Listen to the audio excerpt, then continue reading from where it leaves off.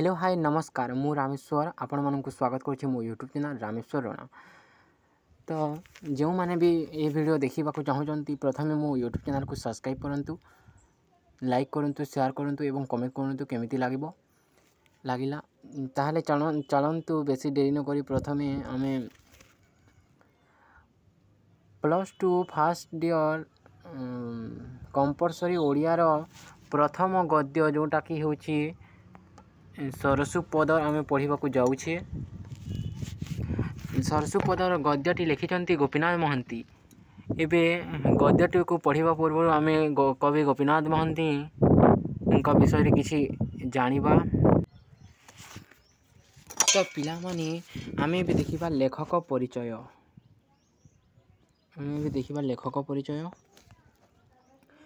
कवि गोपीनाथ महांती से 1914 मसीह जन्मग्रहण करते एवं 1991 मसीह मृत्युवरण होता। आधुनिक ओडिया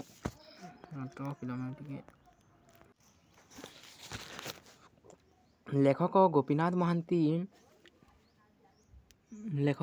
महांती आधुनिक ओडिया कथा साहित्यर प्रख्यात स्रष्टा भावे गोपीनाथ महांती सुपरिचित। से थिले असाधारण प्रतिभार अधिकारी। ओडिया उपन्यास रचना क्षेत्र में लेखनी चालना करी ओडिया उपन्यास से लेखक गोपीनाथ महांती ओडिया उपन्यास क्षेत्र में लेखनी चालना करी एक नूतन दिगंत उन्मोचन करी जाइछंती। विशेष भाव में आदिवासी जीवन चित्र अंकन रे तांकर दृष्टिभंगी अनतिक्रम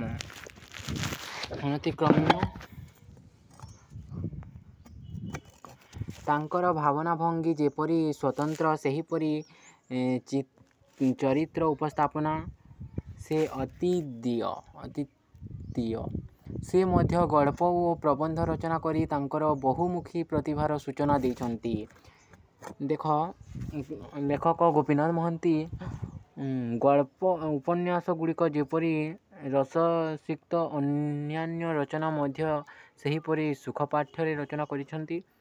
गोपीनाथ महांती रचित उपन्यास एबे देखिबा गोपीनाथ महांती रचित उपन्यास गुड़िक हेउछि गोपीनाथ महांती रचित उपन्यास है परजा, हरिजन, अमृतर संतान, तापर है संतान, दाना पानी, माटी मोटाल, दाड़ी बुढ़ा, लय विलय, क्षुद्र गल्प गुड़िक होइछि घास फूल, उड़ंता खई। तांकर केतोटी नाटक है मुक्ति पथे। तांकर गोटे नाटक है मुक्ति पथे। तांकर आलोचना विषयक उपन्यास मन होउछि कला शक्ति।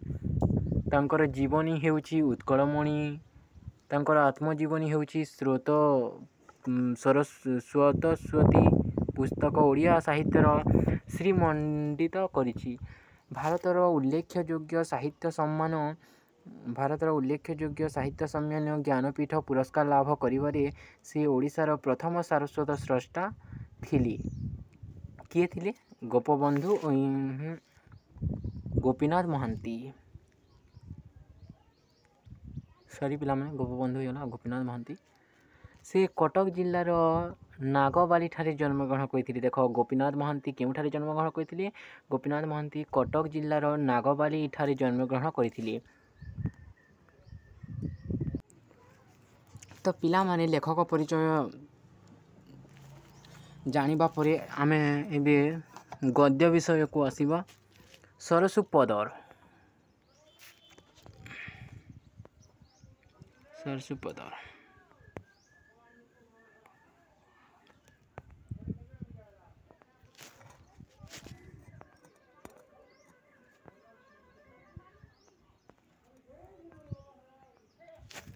कोरापुर लक्ष्मीपुर जीवा रास्ता रे देख पिला माने कोरापुर लक्ष्मीपुर जीवा रास्ता रे मोटे 1.5 कोश। देख कोरापुर लक्ष्मीपुर जीवा रास्ता रे मोटे 1.5 कोश थाई। जो भयंकर ଧର୍ମଦ୍ୱାର ଘାଟି ପଡ଼େ ଏ ପାଖକୁ 40 ସେ ପାଖକୁ 50 ପାହାଡ଼ ଠେଲାଠେଲି ଧକ୍କା ଧକ୍କି ହୋଇ ମୁହାଁମୁହିଁ ଠିଆ ହୋଇଥାନ୍ତି। ଦେଖ ପିଲାମାନେ କୋରାପୁଟ ଲକ୍ଷ୍ମୀପୁର ଯିବା ରାସ୍ତାରେ କୋରାପୁଟରୁ ଲକ୍ଷ୍ମୀପୁର ଯିବା ରାସ୍ତାରେ ଲକ୍ଷ୍ମୀପୁର ମୋଟେ 1.5 କୋଶ ଥାଇ ଯେଉଁ ଭୟଙ୍କର ଧର୍ମଦ୍ୱାର ଘାଟି ପଡ଼େ ଏ ପାଖକୁ 40 ସେ ପାଖକୁ 50 ପାହାଡ଼ ଠେଲାଠେଲି ଧକ୍କା ଧକ୍କି ହୋଇ ମୁହାଁମୁହିଁ ଠିଆ ହୋଇଥାନ୍ତି। ଦେଖ ଧକ୍କାଧକ୍କି ହୋଇ ଠେଲାପେଲା ହୋଇ 50ଟି ପାହାଡ଼ ମୁହାଁମୁହିଁ ହୋଇ ଠିଆ ହୋଇଥାନ୍ତି। ସେହି ଧର୍ମଦ୍ୱାର ଘାଟିଠୁ ଉତ୍ତରକୁ କୋଶେ ଦୂରରେ ପଡ଼େ ଗୋଟିଏ ଛୋଟ ଗାଁ ସରସୁପଦର ଗୋଟିଏ ପାହାଡ଼ର ଢାଲୁରେ ଠିକ୍ ଅଣ୍ଟା ପାଖେ। ଦେଖ ସରସୁପଦର ଗୋଟିଏ ପାହାଡ଼ର ଢାଳୁରେ ଠିକ୍ ଅଣ୍ଟା ପାଖେ ଥାଏ। ଏହି 50 ଠେଲାପେଲା ଧକ୍କାଧକ୍କି ହୋଇ ମୁହାଁମୁହିଁ ଠିଆ ହୋଇଥିବା ପାହାଡ଼ ମଧ୍ୟରେ ଗୋଟିଏ କୋଶ ଦୂରରେ ପଡ଼େ ଗୋଟିଏ ଛୋଟ ଗାଁ ଯାହାର ନାଁ ହେଲା ସରସୁପଦର। ଏହି ସରସୁପଦର ଗୋଟିଏ ପାହାଡ଼ର ଢାଳୁରେ ଠିକ୍ ଅଣ୍ଟା ପାଖେ ଥାଏ ସରସୁପଦର। ମାନେ ଦେଖ ପାହାଡ଼କୁ ଆମେ ଚଢ଼ିବା ମଧ୍ୟରେ ଯେତେ ଟିକେ ଉପରକୁ ଯିବା ସେଇଟା ଗୋଟିଏ ଛୋଟ ଗାଁ ଥିଲା, ସେଇଟା ସରସୁପଦର।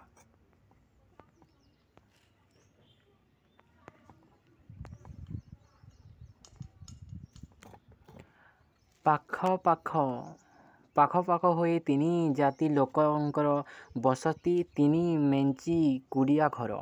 ଦେଖ ପାଖ ହୋଇ ତିନି ଜାତି ମାନେ ତିନି ଜାତିର ଲୋକ ସେଠାରେ ବସବାସ କରୁଥିଲେ ତିନି ମେଞ୍ଚି କୁଡ଼ିଆ ଘରରେ।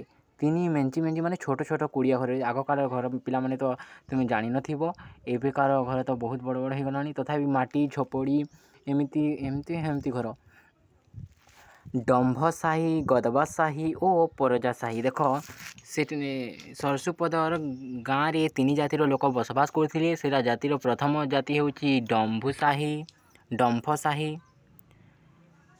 ଗାଦବା ସାହି ଓ ପରଜା ସାହି।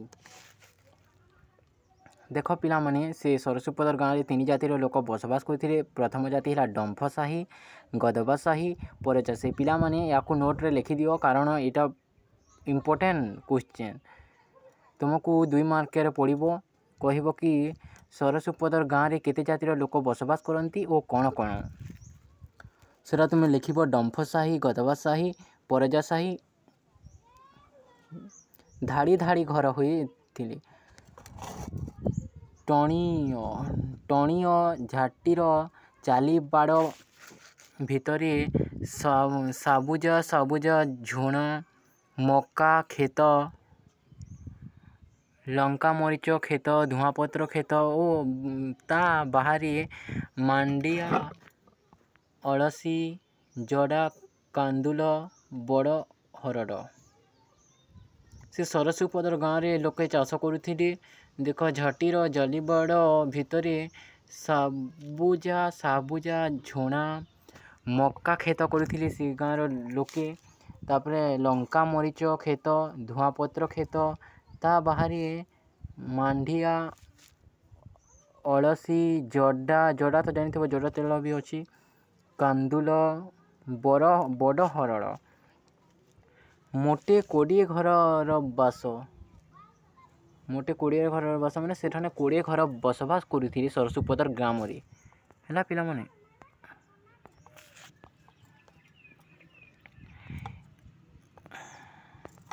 ଏହି ଗାଁର ପରଜା ସାହିର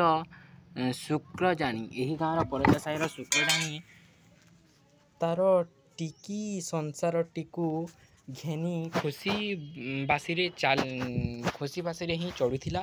ଦେଖ ଏହି ଗାଁର ପରଜା ସାହି, 3 ସାହି ଯେଉଁ ଥିଲେ ସେଥିମଧ୍ୟରୁ ପରଜା ସାହିର ଶୁକ୍ରଜାନି ତାର ଟିକି ସଂସାରକୁ ଘେନି ଖୁସି ବାସରେ ହିଁ ଚଳୁଥିଲେ। ମାଣ୍ଡିଆ ପେଜ ବା ଯାଉ ମନ୍ଦିକ ସଞ୍ଚେ ସକାଳେ କେବେ ଉଣା ହୋଇନାହିଁ।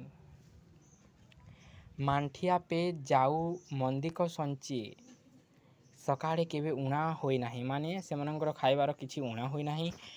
ଅଣ୍ଟାର ଡୋରକୁ 4 ଆଙ୍ଗୁଳିଆ କୌପୁନୀ ଖଣ୍ଡିଏ ଲେଖା କେବେ ଅଭାବ ହୋଇନାହିଁ।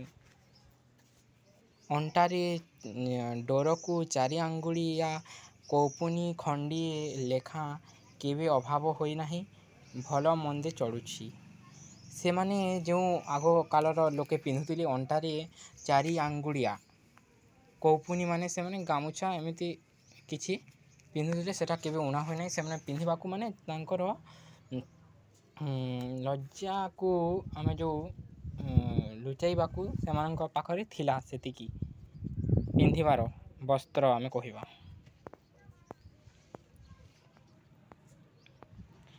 3 ବର୍ଷ ତଳେ ପିଲାମାନେ ଦେଖ, 3 ବର୍ଷ ତଳେ ତାର ଭାରିଜା ସମ୍ଭାରୀ, ଶୁକ୍ରଜାନିର ଭାରିଜା ସମ୍ଭାରୀ ଭାଲୁଗାଡ଼ ଝୋଲାକୁ ଦେଖ। ଶୁକ୍ରଜାନିର 3 ବର୍ଷ ତଳେ ତାର ଭାରିଜା ସମ୍ଭାରୀ ଭାଲୁଗାଡ଼ ଝୋଲାକୁ ସକାଳୁ ସକାଳୁ ଶାଗ ତୋଳି ଯାଇଥିଲା। ଆଉ ଫେରି ନାହିଁ। କୋରାପୁଟିଆ ବୁଟା ବୋଲି ଗୋଟେ ଥିଲା। ବୁଦା ଗହଳରୁ ମଣିଷଖିଆ ମହାବଳ ବାଘ ତାକୁ ଘୋଷାରି ଘେନିଗଲା। ତାପରେ ସଂସାର ବୋଇଲେ ଶୁକ୍ରଜାନି ନିଜେ, ବଡ଼ ପୁଅ ମାଣ୍ଠିଆ ଜାନି, ସାନ ପୁଅ ଟିକ୍ରା ଜାନି, ଆଉ ଝିଅ ଯୋଡ଼ାକ ଝିଲି ଆଉ ବିଲି ଥିଲେ। ଦେଖ, ଶୁକ୍ରଜାନିର ସଂସାର ଥିଲା, ଶୁକ୍ରଜାନି ଥିଲା, ତା ଭାରିଜା ସମ୍ଭାରୀ ଥିଲା, ବଡ଼ ପୁଅ ମାଣ୍ଠିଆ ଜାନି ଥିଲା, ସାନ ପୁଅ ଟିକ୍ରା ଜାନି ଥିଲା, ଆଉ ଝିଅ ଯୋଡ଼ିକ ଝିଲି ଓ ବିଲି ଥିଲେ। ହେଲେ ଦୁଃଖର ବିଷୟ ପିଲାମାନେ, ଶୁକ୍ରଜାନିର ଭାରିଜା ସମ୍ଭାରୀ ବାଘଗାଡ଼ ଝୋଲାକୁ ସକାଳୁ ସକାଳୁ ଶାଗ ତୋଳି ଯାଇଥିଲା, ଆଉ ଫେରି ନାହିଁ। କୋରାପୁଟିଆ ବୁଟା ବୋଲି ସେଠାରେ ଗୋଟେ ଥିଲା। ବୁଦା ଗହଳରୁ ମଣିଷଖିଆ ବାଘ, ମହାବଳ ବାଘ ତାକୁ ଘୋଷାରି ଘେନିଗଲା। ମହାବଳ ବାଘ ତ ତୁମେ ଜାଣିଥିବ କେମିତି ଭୟଙ୍କର ହୋଇଥିବ। ସେ ବାଘ ଶୁକ୍ରଜାନିର ଭାରିଜାକୁ ଘୋଷାରି ନେଇଗଲା। ସଞ୍ଜ ବୁଡ଼େ।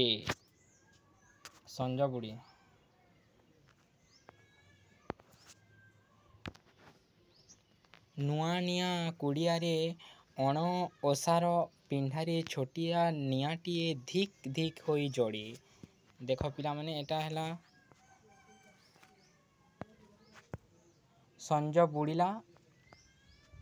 ସଞ୍ଜ ବୁଡ଼େ ଶୁକ୍ରଜାନି ଘରେ ନୂଆ ନିଆଁ କୁଡ଼ିଆର ଅଣ ଓସାର ପିଣ୍ଡାରେ ଛୋଟିଆ ନିଆଁଟିଏ ଧିକ୍ ଧିକ୍ ହୋଇ ଜଳେ। ଝିଲି ନୋହିଲେ ବିଲି। ଦେଖ, ଶୁକ୍ରଜାନିର 2 ଝିଅ ଥିଲେ, ବିଲି। ଝିଲି ନହେଲେ ବିଲି ଗୋଟିଏ ହାଣ୍ଡିରେ ମାଣ୍ଠିଆ କଉ ଚୁନା, ମାଣ୍ଠିଆ ଚୁନା କି ଶାଗ କି ସେଫା ହୋଇଥିବା ଆମ୍ବ ଟାକୁଆର କୋଇଲି ଅଜାଡ଼ି ଦେଇ ଚୁଲିରେ ଥୋଇ ଦେଇ ଗୋଡ଼ ଲମ୍ବାଇ ବସିଥାନ୍ତି। ତାପରେ ହେଲା ଫାଳିକିଆ ଚିକ୍କଣ ଖୋସାରେ ଗୋଟିଏ ଗୋଟିଏ ନାଲି ଫୁଲ। ତାଙ୍କର ମାନେ ଶୁକ୍ରଜାନିର ଝିଅ 2ଙ୍କର ମୁଣ୍ଡରେ, ତାଙ୍କର ବାଲିରେ ଗୋଟିଏ ନାଲି ଫୁଲ ସେମାନେ ଖୋଜନ୍ତି। ତାଙ୍କର ମାନେ ଆମ ବେଲ ଯେଉଁ ବୁଡ଼ିଯାଏ ତାକୁ ସେଆଡ଼େ କୁହାଯାଇଛି, ଆମ ଇଆଡ଼େ କୁହାଯାଇଛି ସନ୍ଧ୍ୟା। ସେତେବେଳେ ଝିଲି ନହେଲେ ବିଲି ଗୋଟିଏ ହାଣ୍ଡିରେ ମାଠିଆ ଚୁନା କି ଶାଗ କି ପେଶା ହୋଇଥିବା ଆମ୍ବ ଟାକୁଆ ମାନେ ପିଲାମାନେ ତ ତୁମେ ଜାଣିଥିବ, ଆମ୍ବକୁ ଯେଉଁ ଆମେ ଛେଞ୍ଚିକି ଶୁଖେଇଦେବା ତାକୁ ଆମ୍ବ ଟାକୁଆ କୁହାଯାଏ। ତାଙ୍କ କୋଇଲି ଅଜାଡ଼ି ଦେଇ ଚୁଲିରେ ଥୋଇ ଦେଇ ଗୋଡ଼ ଲମ୍ବେଇ ବସିଥାନ୍ତି। ମାନେ ଗୋଡ଼ ଲମ୍ବେଇ, ଆଗ କାଳରେ ଯେଉଁ ଶୀତ ଦିନ ଆସିଲେ ଆମେ ବି ଚୁଲିରେ ବସିଥାଉ। ଏବେ ତ ସବୁ ଗ୍ୟାସ୍ ଚୁଲା ଏମିତି ସେମିତି ହେଇଗଲାଣି, ତ କେହି ହେତେ ନାହିଁ, ବସିଛନ୍ତି। ଫାଳିକିଆ ଚିକ୍କଣ ଖୋସାରେ ମାନେ ସେମାନେ ଗୋଟିଏ ସାଇଡ଼୍କୁ ତାଙ୍କର ବାଲ ଲମ୍ବାଇଛନ୍ତି ଓ ନାଲି ନାଲି ଫୁଲ ଖୋଜିଛନ୍ତି। ପାହାଡ଼ ଖେଳି ଖେଳି କାନ୍ଧରେ ଟାଙ୍ଗିଆ ହାତରେ କୋଡ଼ି ଧରି ଦୋରଟି ଯାକ ଭାଇ ମାଣ୍ଠିଆ ଦୋଟି ଯାକ ଭାଇ ମାଣ୍ଠିଆ ଓ ଟିକ୍ରା ହାଲିଆ ଘାଲିଆ ହୋଇ ପିଣ୍ଡା ଉପରେ ବସିଲେ। ଦେଖ ଖେଳି ଖେଳି କାନ୍ଧରେ ଟାଙ୍ଗିଆ ହାତରେ ଧରି ପାହାଡ଼ ଖେଳି ଖେଳି ମାନେ ପାହାଡ଼ ଖୋଦି ଖୋଦି ସେମାନେ ପାହାଡ଼ ଖୋଡ଼ି ଖୋଡ଼ି ଏଇ ଶୁକ୍ରଜାନୀର ପୁଅ ମାଣ୍ଠିଆ ବଡ଼ ପୁଅ ମାଣ୍ଠିଆ ଓ ସାନ ପୁଅ ଟିକ୍ରା ହାଲିଆ ଘାଲିଆ ହୋଇ ପିଣ୍ଡା ଉପରେ ବସି ପଡ଼ିଛନ୍ତି। ଶୁକ୍ରଜାନୀ ଧୂଆଁପତ୍ର ଖଣ୍ଡେ ବଡ଼ି ବଡ଼ିକା ଫିଙ୍କା ଖଣ୍ଡିଏ କରି ଟାଣେ ଆଉ ମନ ଭିତରେ କିପରି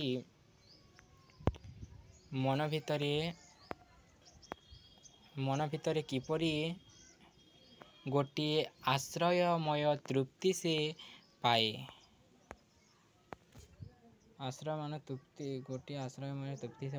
ମାନେ ଶୁକ୍ରଜାନୀ ଦେଖ ପିଲାମାନେ ଶୁକ୍ରଜାନୀ ଧୂଆଁପତ୍ର ଖଣ୍ଡେ ବଡ଼ି ବଡ଼ିକା ମାନେ ଧୂଆଁପତ୍ରକୁ ଆମେ ଯେଉଁ ବିଡ଼ି ସହିତ ଆଗକାଳର ବୁଢ଼ାମାନେ ପିଉଥିଲେ ସେମିତି ବଡ଼ି ବଡ଼ିକା ଫିଙ୍କା ଖଣ୍ଡିଏ କରି ଟାଣେ ଆଉ ମନ ଭିତରେ କିପରି ଗୋଟିଏ ଆଶ୍ରୟମୟ ତୃପ୍ତି ସେ ପାଏ। ତାରି ଏ ଛୁଆ ଚାରୋଟି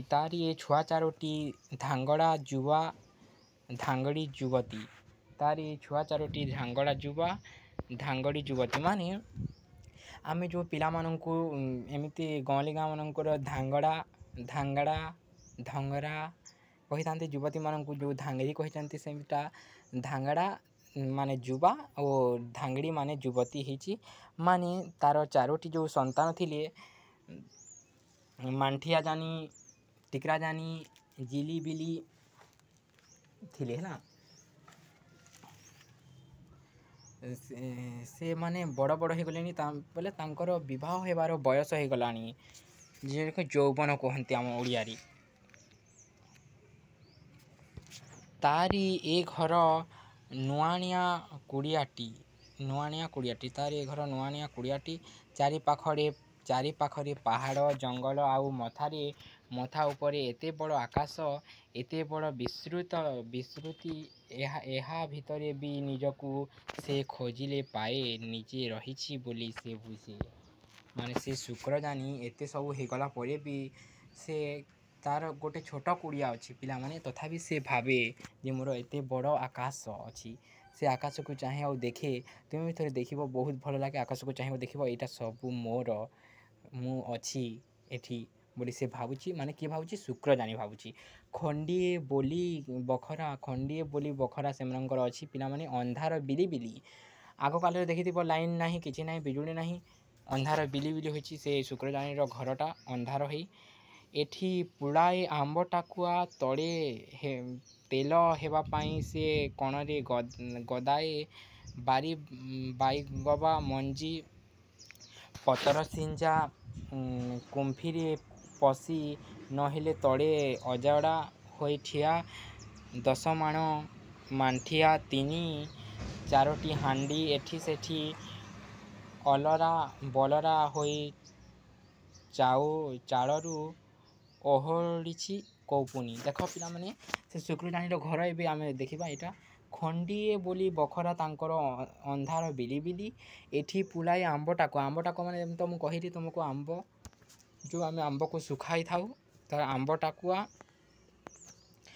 ତେଲ ହେବା ପାଇଁ ସେ କଣରେ ଗଦାଏ ବାଇଗବା ମଞ୍ଜି ତେଲ ହେବା ପାଇଁ ସେ କଣରେ ଗୋଟେ ବାଇଗବା ମଞ୍ଜି ତାପରେ ତେଲ ହେଉଥିବ ଯେମିତି ଆମେ କହୁ ଜଡ଼ା ତେଲ ହୁଏ ସେମିତି ସୋରିଷ ତେଲ ଯେଉଁ ହୁଏ ସୂର୍ଯ୍ୟମୁଖୀ ତେଲ ହୁଏ ସେମିତି ସେମାନଙ୍କର ମଧ୍ୟ ଗୋଟିଏ ତେଲ ଥିଲା ବାଇଗବା ମଞ୍ଜି ସେଟା ତେଲ ହେବା ପାଇଁ ସେ ଗୋଟେ କଣରେ ଗଦେଇ ଦେଇଥିଲେ ତାଙ୍କର ଘରରେ। ପତର ସିଆଁ କୁମ୍ଭୀରେ ପଶି ନହିଲେ ତଳେ ଅଜଡ଼ା ହୋଇ 8-10 ମାଣ ମାଣ୍ଠିଆ ସେମାନେ ଯେଉଁ ମାଣ୍ଠିଆ ଚୁନା ଖାଉଥିଲେ ସେଇଟା 8-10 ମାଣ ତାଙ୍କର ଘରେ ଅଜଡ଼ା ହୋଇଥିଲା। 3-4ଟି ହାଣ୍ଡି ସେମାନଙ୍କ ଘରେ ଥିଲା 3-4ଟି ହାଣ୍ଡି ଏଠି ସେଠି ଅଲରା ବଲରା ହୋଇ ଚାଳରୁ ଓହଳିଛି କୌପୁନି। ଏଠି ସେଠି ତାଙ୍କ ଚାଳରୁ ଓହଳିଛି କୌପୁନି ମାନେ ଯେଉଁ ଆମର ଯେଉଁ ଲତା ଗୁଡ଼ାକ ଆଗ କାଳରେ ଘରକୁ ବି ପଡ଼ିଯାଏ ସେମିତି ତାଙ୍କର ଚାଳରୁ ଓହଳି ଯାଇଛି କୌପୁନି। କୌପୁନିକୁ ଏଠାରେ ଲତା ହେବ ହେଲା।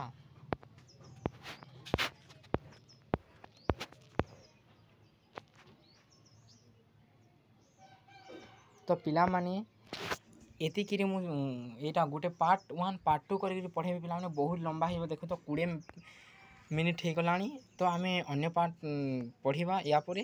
ଯଦି ଭଲ ଲାଗିଲା ଭିଡ଼ିଓକୁ ଲାଇକ୍ କରନ୍ତୁ, ସେୟାର କରନ୍ତୁ ଏବଂ କମେଣ୍ଟ କରନ୍ତୁ। ପ୍ଲିଜ୍ ପିଲାମାନେ ମୋ ଚ୍ୟାନେଲକୁ ସବସ୍କ୍ରାଇବ୍ କରନ୍ତୁ। ଆଉ ଯଦି ଏମିତି ଭିଡ଼ିଓ ଦେଖିବାକୁ ଚାହୁଁଛନ୍ତି please subscribe my YouTube channel Rameswar Rana. ତ ଭଲରେ ଥିବେ, ଖୁସିରେ ଥିବେ ଆପଣମାନେ। ମୁଁ ନମସ୍କାର କରୁଛି ଏବଂ ବିଦାୟ ନେଉଛି ଆଜିର ଦିନଠୁ।